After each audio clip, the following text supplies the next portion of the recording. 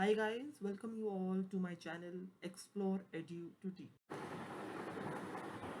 So hi guys, today we'll be learning another important concept in control system called as the second order system. So before beginning with the concepts, I'll give you a brief summary about what we are going to learn in this particular topic, that is second order system. So we are going to learn about the block diagram of a second order system, what is a transfer function of a second order system, what is the term zeta or damping ratio called as, what does it mean, what are the different values of zeta, how does it affect the system, what are the different time domain equations, and finally we are going to solve few numericals based on this. So it's a very important concept. It's a little complex, but I'll try to make you understand in as simple manner as I can. And please listen to the video properly, because by the end we are going to solve some numericals, and these numericals are very important from your exam point of view. It may be university exam or it may be gate exam or any such exam. It is very important. So let us try to understand it well, and let's begin with the topic. So talking about second order system, first let us see the block diagram. We have the reference input R of s. We have the forward transfer function g of s given as omega n square upon s square plus 2 times zeta into omega n into s. We have the output, that is c of s, and we have a negative unity feedback system. So if you want to find out the transfer function of the system, it's given as g of s upon 1 plus g of s into h of s, that is omega n square upon s square plus 2 times zeta into omega n into s plus omega n square. So if I talk about the different terms used in this particular transfer function, it is omega n, that is natural frequency of the oscillation. Zeta, it is a very important terminology, because this particular terminology is going to be used in the further concepts as well. So try to understand. Zeta is nothing else than damping ratio, which basically indicates the amount of opposition given to the oscillation. So if my zeta is lower, it means that the opposition is lower and my oscillations are going to be more. But if my zeta is higher, that means my opposition is also higher and my oscillations are going to be less. So zeta indicates the oscillations given to the opposition given to the oscillations. So more is the value of zeta, more is the opposition, and less is the oscillations. Less is the value of zeta, less is the opposition, hence more will be the number of oscillations. So this is very important. Post that, what are the nature of roots due to the impact of zeta? So since it's a second order equation, we will get two roots out of it, and depending upon the value of zeta that we get, the roots are classified. So if the zeta is between 1 to infinity, the roots is real and distinct. If zeta is 1, the roots are real and equal. If zeta is between 0 and 1, the roots are complex. And if zeta is equal to 0, the roots are imaginary. So again, summarizing the first page, second order equation has a transfer function given as omega n square upon s square plus 2 times zeta into omega n into s plus omega n square, where omega n is the natural frequency of the oscillation, zeta is the damping ratio, where it indicates the amount of opposition given to the oscillation. So if zeta is higher, the opposition is higher, oscillation is lesser. If zeta is lesser, the opposition is lesser, that means the number of oscillations will be higher. And these are the different nature of roots depending upon the value of zeta. I hope I am very clear with this. Moving forward, this is very important. You need to understand and relate the concept that we learned about zeta over here with the diagram. What did I tell you? Zeta indicates the amount of opposition. If the zeta value is higher, that means the opposition is higher and the oscillations are going to be lesser. So if you see, when the zeta value is greater than 1, that means the opposition is higher and the oscillations are negligible. There are no oscillations, and it is called as a overdamped system. So when the zeta value between 1 and infinity, it is called as a overdamped system. When the zeta value is equal to 1, it is called as a critically damped system. When zeta value is between 0 to 1, it is called as a underdamped system. Now if you see, when the zeta value goes from more than 1 to lesser than 1, my opposition reduces and hence my oscillation starts increasing. I hope I am very clear. Zeta is basically the damping ratio which indicates the opposition given to the oscillations. Hence, if the zeta value is higher, it indicates the opposition is higher and the oscillations are lesser. Hence, overdamped system, zeta is equal to 1 is a critically damped system. Here also oscillations will be lesser. But as my zeta starts reducing, my oscillations keep on increasing. It's an underdamped system and it's an undamped system. So when a zeta value is between 0 to 1, the oscillations are there but not very high. But when zeta value is equal to 0, that means there is no opposition. That means my oscillations are present. I hope I am very clear with this. Moving forward with the time domain equation of the second order system, we have the C of t given as 1 minus e raised to minus zeta omega n into t upon 1 minus zeta square sine omega dt plus theta. No need to get much worried by the equation. I'll make you understand the each and every term in that. So C of t is the output, my 1 is a constant, and zeta is the damping ratio, omega n is a natural frequency, and omega d is basically the damping frequency. I hope I am very clear. Now coming with the different time equations in the second order system. First is the peak time. Okay. The peak time indicates the time required by the response to reach its peak value. So if you see, the formula is given as n pi by omega d. So pi you know, omega d as I mentioned to you is the damping frequency. And what is n over here? So let us understand with the help of a graph.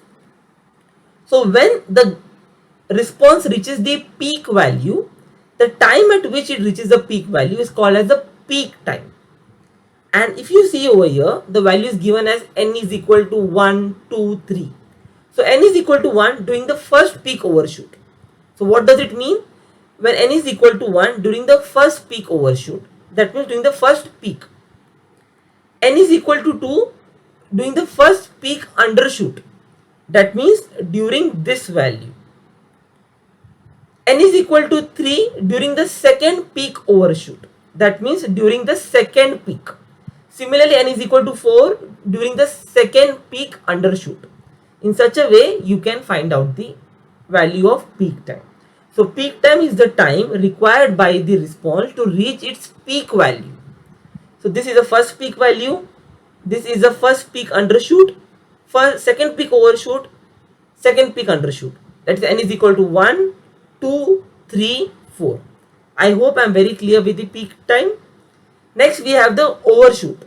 So what is the overshoot? Basically it is defined as the maximum value minus the step value. So if you see, my maximum value is over here and the step value is over here. So the maximum minus the step value gives you my peak overshoot value. I hope I am very clear with this. It is given as e raised to minus n pi zeta upon square root of 1 minus zeta square, where n indicates 1, 2, 3 depending upon the kind of overshoot which I explained to you earlier. The rise time is basically defined as the time taken by the response to rise from 10% to 90% of the final value. So if you see over here, at T1 you have 10%, that is 0.1. At T2 you have 90%, that is 0.9. That is rise time is given as T2 minus T1. Hence, the rise time is defined as the time taken by the response to rise from 10% to 90% of the final value. Hence, from 0.1 to 0.9, how much time it takes is called as the rise time in case of my overdamped system. And what do you mean by overdamped? I taught you it is when the zeta value is between 1 to infinity and from 0 to 100% of the final value for an undamped system. The equation is given to you, pi minus theta upon omega d, where theta is given as tan inverse of square root of 1 minus zeta square upon zeta, and please take theta here in radians. You can take care of it in the calculator. So I hope I am very clear with this. what do you mean by the different time domain equations. So the first is the peak time. The peak time is the time required for the response to reach its peak value. So in that, the term n indicates 1, 2, 3. 1 indicates the first peak overshoot, 2 indicates the first peak undershoot, 3 indicates the first peak overshoot, and so on and so forth. The overshoot indicates the time, basically the difference between the maximum value and the step value, that is the overshoot. And the rise time indicates the time difference between 10% of the final value and the 90% of the final value. The difference between that is called as the rise time for an overdamped system, and the difference between the time from 0 to 100% for a underdamped system. So overdamped system is 1 to infinity and underdamped between 0 and 1. I hope I am very clear with the equations also. So please, if you didn't understand, go back, rewind the video, listen to it once more, make a note of it. The PDF note is present in the description box. Download it from there. I'm sure you'll be able to understand all the concepts properly. Once you've understood this concept properly and you've noted down all the equations, we can start with the numerical. These numericals are very important. They'll come in your university exam also, as well as in your GATE examination and other competitive exam. So please make a note of it. So let's read the first question. It says, a second order system has unity feedback and g of s given as 500 upon s into s plus 15. Draw the block diagram for the closed loop system. So let's take one question at a time. They have given you the second order system transfer function with the unity feedback system, and they asked you to draw the block diagram. So what block diagram you have to draw is this diagram, in which you have R of s, C of s, unity feedback system, and you have the open loop transfer function, that is your G of s. So just you have to draw the diagram in such a way. You have R of s, you have C of s, you have a negative feedback system, and you have G of s, which is given as 500 upon s square plus 15s. I hope I'm very clear with the block diagram. Next, the characteristic equation. What do you mean by the characteristic equation? It is given as 1 plus g of s into h of s is equal to 0. 1 plus g of s is given as 500 upon s square plus 15s. H of s is nothing else than 1 because it's a unity feedback system. Try to find out the characteristic equation. Next is find the zeta and the omega n value. So compare the forward transfer function given to you as 500 upon s square plus 15s with the standard equation we have. From where did I get this equation? From the initial equation that we had over here. This is the standard equation. Remember this equation. You can relate this equation to the question given. So the question is given as this.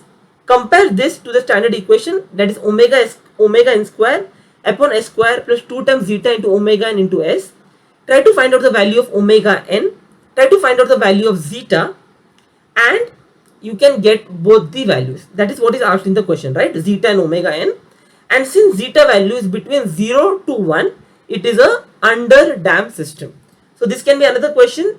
They'll give the block diagram. They'll ask you to find out the type of the system. So try to find out the value of zeta. From the value of zeta, you can determine the type of the system. Next question is to find out peak time, peak overshoot, settling time, if my input is a step function. So since all my derivations are done with respect to step function only, you can take the equations directly from here. So the peak time indicates pi by omega d. I am considering n value here as 1. So pi upon omega n upon square root of 1 minus zeta square. Since my omega d is equal to omega n into square root of 1 minus zeta square. Just put the equation, put the values over here, and you will get the answer as 0.149 seconds. For percentage overshoot, it is e raised to minus pi zeta upon square root of 1 minus zeta square. Considering again the value of n as 1, and try to find out the percentage overshoot value. Then you have the settling time given as 4 by zeta omega n. Put the value of zeta and omega n and try to find out the value again. So it is just using the correct equations. Then you can find out all the values given to you. And sketch the transient response for the input. So how you are going to do it? You are going to do it with help of this diagram. So at this point I have my peak time, hence I am writing my peak time as 0.149 seconds, which I have got from here. Then I am getting the peak overshoot, which is equal to 0.33%, and then I have settling time, which is given as 0.54 seconds. So I hope I am very clear with this. I will give you a brief summary of the question again. The question was mentioned to you with the g of s value. The h of s was given as 1 because it's a unity feedback system, and they asked you to find out the block diagram of the closed loop system. So just draw the diagram. It's a very simple thing. R of s, C of s, open loop transfer function, and you have the negative feedback system. The characteristic equation is given as 1 plus g of s into h of s is equal to 0. Next, find out the value of zeta and omega n. So that you have to compare the g of s given to you with the standard g of s we have. You will get zeta and omega n. Then you have to find out the different time parameters that you can easily do with the help of the equations which we have. And then you have sketch the transient response for the circuit given. So that you have to do it with the peak time over here, peak overshoot over here, and settling time over here. You can use this as a reference diagram, understand what time comes at which instant, and then find out the value. Next, we have a last concept called as the stability analysis. I have explained in the earlier videos also. When the process starts, initially the process is in transient stage, then it reaches to the steady state. So my output C of t is given as transient plus steady. Transient is my this part, Ct of t, where t indicates the transient, and Css of t indicates the steady state value. Eventually, when you reach to a infinity value, you will find that the transient response becomes 0, and I have reached my steady state value. Hence, my transient value is given as 0 at steady state, that is t is equal to infinity, and my only equation remains is Css of t. I hope I am very clear with this. So let's see a small numerical on this. C of t is given as 1.25 minus e raised to minus 2t. Check if the equation is stable or not. What did I tell you? At infinity, I will have a constant value. My transient stage won't exist. Similarly, I'll put t value as infinity. I'll get my C of t as 1.25. So it's a steady state value, and hence I can say my system is a stable system. However, if I would have put t as infinity and I would have got some value of t in my final equation, that means it wouldn't have been a stable state.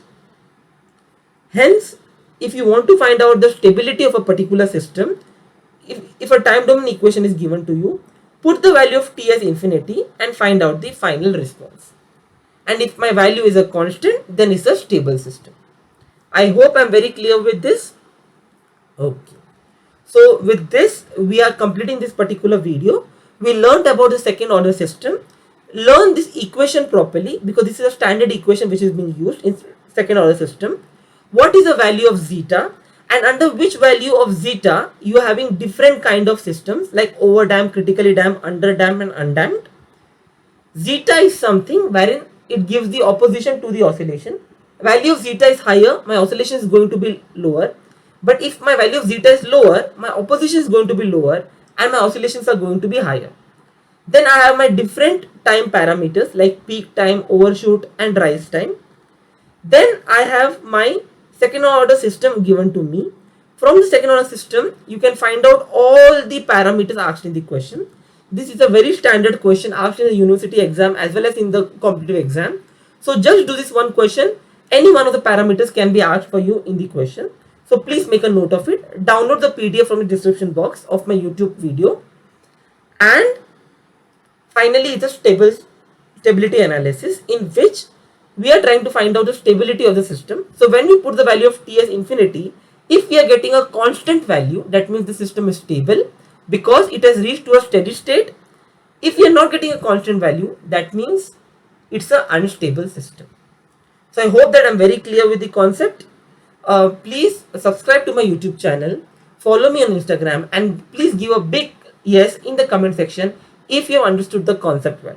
Okay, so please make a note of it. Thank you so much.